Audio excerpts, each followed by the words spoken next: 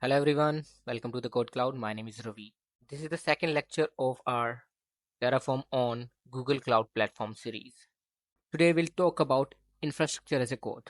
There were old days when infrastructure as a code was not introduced. System administrator had to manually scroll down on web consoles and configure resources and manage platform, or using SSH to connect to a server and manually executing commands. Those days are gone now. With infrastructure as a code tool, you can write code in files to define, provision, and manage your infrastructure. So with IaC, you can only declare the desired and state of your infrastructure, and IaC handles management and provisioning.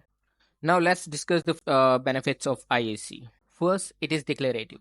Instead of having to specify the exact sequence of steps to make a particular change, you can focus on desired state of your infrastructure. For instance, you might use a production label to specify 3 subnets across 2 regions.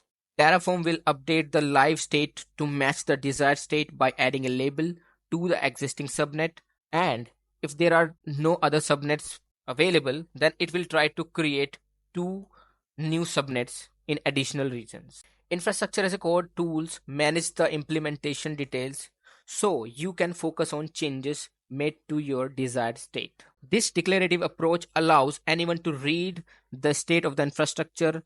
Another benefit of IaC is that it is managed in the same way as application source code.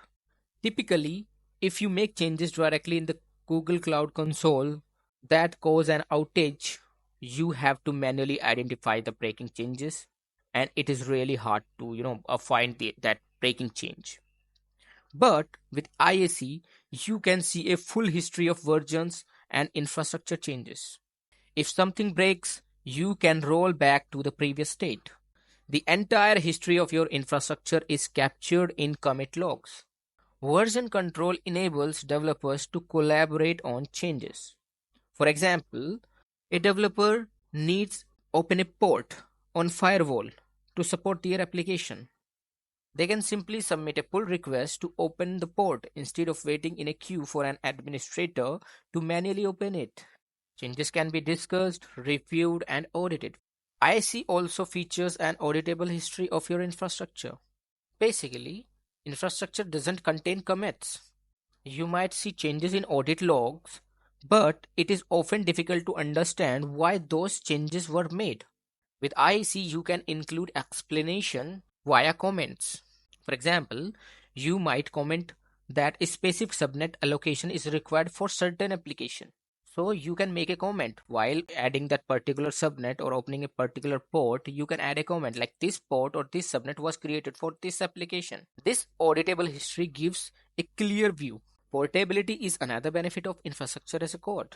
You can build reusable modules and let you consistently build infrastructure from a shared SAM template. Instead of having to rebuild infrastructure manually, you can have many instances of the same template deployed for different application or regions. So fundamentally, infrastructure as a code, IaC is used for provisioning and managing cloud resources. So there are a lot of debates and confusion going on across all the DevOps community and platform engineers, like what is provisioning and what is configuration. So provisioning and configuration are two terms. These are different. Infrastructure as a code is used for provisioning and managing the cloud and on-prem resources, while the configuration management is used for VM OS level configuration. For example, infrastructure as a code creates and provisions a virtual machine, and configuration management configures the internal components of the VM.